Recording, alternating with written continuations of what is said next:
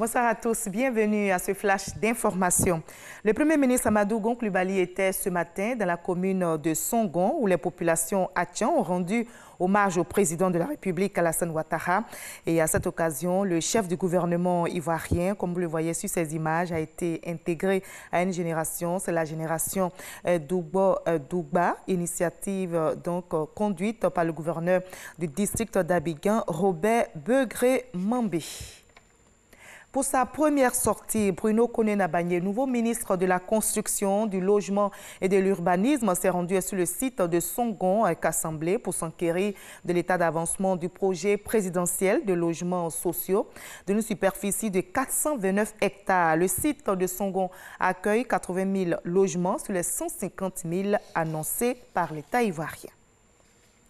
La Marine nationale, en prélude donc au défilé du 7 août prochain, a présenté une parade nautique sur le plan d'eau lagunaire au quai Fruitier.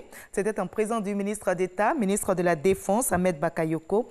Et les marins, vous allez le voir, ont présenté le matériel et démontré leur savoir-faire avant le 7 août. Abou Sanogo. Plan d'eau lagunaire, exercice d'entraînement tactique et de manœuvre navale dénommé parade nautique, pour mettre en évidence les matériels majeurs et les savoir-faire des marins.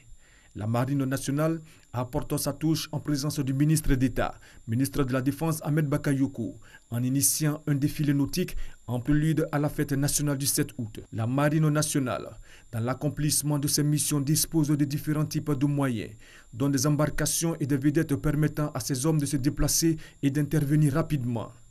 Des passages d'ensemble, formation en ligne file et en formation combinée. Des unités qui manœuvrent à des distances relativement très proches les unes des autres, dotées d'un équipage de 17 personnes et pouvant naviguer jusqu'à 3000 km. Ces patrouilleurs peuvent effectuer des missions dans le cadre de l'action de l'État en mer. Aux côtés des patrouilleurs, des embarcations spécialement conçues pour satisfaire aux exigences des forces spéciales et des commandos marins. Autre temps fort du ballet nautique, une démonstration des capacités jouées par les fusiliers marins commandos, simulant la prise de contrôle d'un navire hostile. Un scénario de visite à l'intérieur d'un navire suspect qui refuse d'obtempérer. En effet, un navire présent dans les eaux ivoiriennes est suspecté de mener des activités illicites. Informé, l'état-major de la Marine nationale dépêche une équipe de fusiliers marins commando. Après maintes tentatives, le patrouilleur ne parvient pas à arrêter le navire suspect. L'assaut est donc donné. Les fusiliers marins prennent leurs dispositions et font appel au renfort. Une action de force menée leur permet de prendre le contrôle. Un colis jeté par les occupants du navire suspect sera récupéré par les plongeurs de la marine. La Marine nationale est une composante des forces armées de Côte d'Ivoire. Elle remplit des missions de défense et services publics comme la surveillance et la défense des approches maritimes, le transport et l'appui aux autres composantes armées. Et vous pourrez avoir encore l'occasion de revoir ce défilé nautique de la Marine nationale le 7 août prochain, puisqu'on parle du 7 août.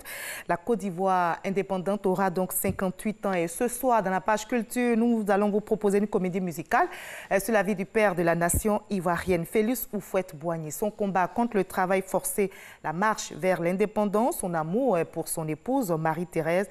L'histoire d'Houphouët, pour la première fois, est racontée en musique. Et c'est une œuvre du journaliste écrivain ivoirien Serge Billet. Nous en reparlerons donc dans l'édition de 20h ce soir. Hors de la Côte d'Ivoire, au Mali, le Mali vit au rythme de l'entre-deux tours de l'élection présidentielle. Une partie de l'opposition conteste les résultats du premier tour.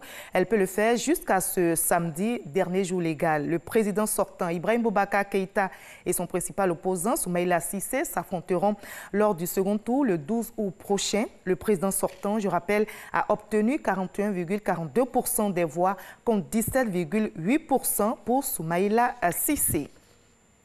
Lui, il est en prison depuis avril, mais il veut briguer donc un poste au niveau présidentiel. Il s'agit de l'ancien président brésilien Lula. Il a été donc intronisé samedi, donc aujourd'hui, candidat pour la présidentielle d'octobre prochain au Brésil. Mais sa candidature a des chances d'être invalidée par la commission électorale puisque Lula purge actuellement une peine de prison pour corruption. Voilà, fin de ce Flash Info. Je vous retrouve avec le même plaisir à 20h à tout à l'heure.